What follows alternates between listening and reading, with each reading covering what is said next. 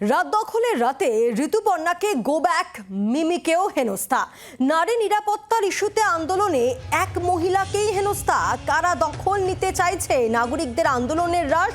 অভিনেত্রী ঋতুপর্ণার পাশে দাঁড়িয়ে প্রশ্ন তুলছেন অনেকেই। আপনারা জানেন যে গতকাল বিচার পেতে আলোর পথে এবং এই কর্মসূচিতে আমরা দেখি যে গোটা বাংলার আবারও রাত জাগা এবং শ্যামবাজারে অভিনেত্রী ঋতুপর্ণা তিনি পৌঁছে যান এবং তিনিও এই পুরো কর্মকাণ্ডে যে পাশে আছেন তা বোঝানোর চেষ্টা করেন। প্রদীপ জ্বালান, তিনি মোমবাতি জ্বালান, কিন্তু তাকে দেখেই যে খবর পাওয়া যায় তাকে দেখেই গো ব্যাক স্লোগান এবং তারপর তিনি রীতিমতো সেই জায়গা ছেড়ে চলে যেতে বাধ্য হন। এই যে ঘটনা, এই ঘটনার পর এবার দেখা যাচ্ছে প্রশ্ন উঠছে যে কারা দখল নিতে চাইছে তাহলে নাগরিকদের আন্দোলনের হ্রাস? নারী নিরাপত্তার ইস্যুতে আন্দোলনে এক মহিলাকেই কেন হেনস্থা? অভিনেত্রী ঋতুপর্ণার পাশে দাঁড়িয়ে এই প্রশ্নগুলোই এবার সামনে আনছেন অনেকে। রাত দখলের রাতে ঋতুপর্ণা সেনগুপ্তকে গো ব্যাক স্লোগান, মিমি চক্রবর্তীকে হেনস্থা। মিমি চক্রবর্তী তিনি গতকাল যাদবপুর 8B বাস স্ট্যান্ডে তিনি সেখানে যান এবং সেখানেও তাকে হেনস্থা করা হয় বলেই অভিযোগ উঠে আসছে। এবং নারী নিরাপত্তার ইস্যুতে যে আন্দোলন চলছে সেই আন্দোলনে এক মহিলাকেই হেনস্থা। কারা দখল নিতে চাইছে নাগরিকদের আন্দোলনের হ্রাস? অভিনেত্রী ঋতুপর্ণার পাশে দাঁড়িয়ে এই প্রশ্নই তুলছেন অনেকে।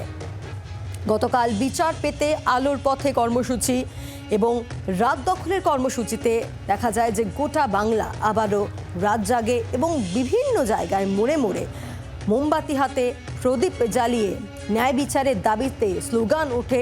আর এই পুরো কর্মকাণ্ডে পাশে থাকার বার্তা দিতেই শ্যামবাজারে পৌঁছে যান অভিনেত্রী ঋতুপর্ণা সেনগুপ্ত। তিনি মোমবাতি জ্বালান, হঠাৎই তাকে দেখে শুরু হয়ে যায় গো ব্যাক স্লোগান এবং একটা সময় তিনি সেই জায়গা ছাড়তে বাধ্য হন। এবং এই পুরো ঘটনায় এবার বিভিন্ন মহল থেকে এই পুরো ঘটনার সমালোচনা করা হচ্ছে। শুধু ঋতুপর্ণা সেনগুপ্তই নন, মিমি চক্রবর্তী তিনি গতকাল গিয়েছিলেন যাদবপুরে এবং সেখানেও তাকে হেনস্থা করা হয়। নারী নিরাপত্তার ইস্যুতে আন্দোলনে এক মহিলাকেই কেন হেনস্থা? কারা দখল নিতে চাইছে নাগরিকদের আন্দোলনের হ্রাস?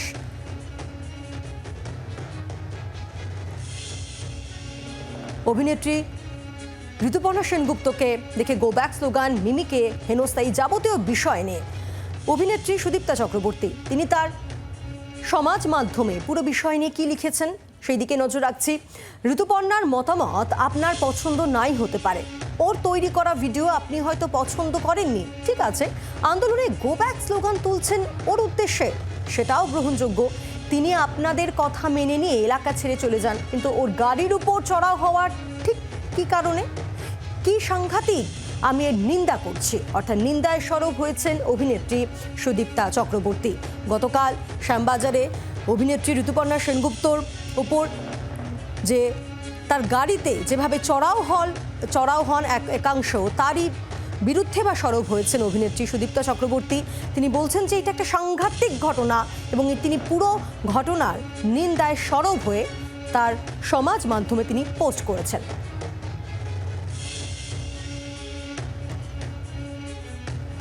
অভিনেত্রীর পাশে দাঁড়িয়ে এক্স মাধ্যমে পোস্ট তৃণমূল নেতা কুণাল ঘোষের, সেই পোস্টও আপনাদের সামনে রাখব।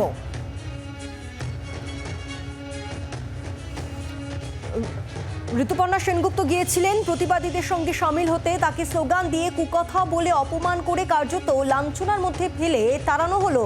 কারা করলো? প্রশ্ন তুললেন কুণাল ঘোষ। সাধারণ নাগরিক সমাজ এটা করতে পারেন না, অর্থাৎ তিনি বলছেন যে সাধারণ নাগরিক সমাজ এটা করতে পারেন না। এই ঘটনা কারা করলো সেই প্রশ্ন তৃণমূল নেতা কুণাল ঘোষের। একই সঙ্গে সচেতন থাকুন এই বার্তাও দিয়েছেন তৃণমূল নেতা কুণাল ঘোষ।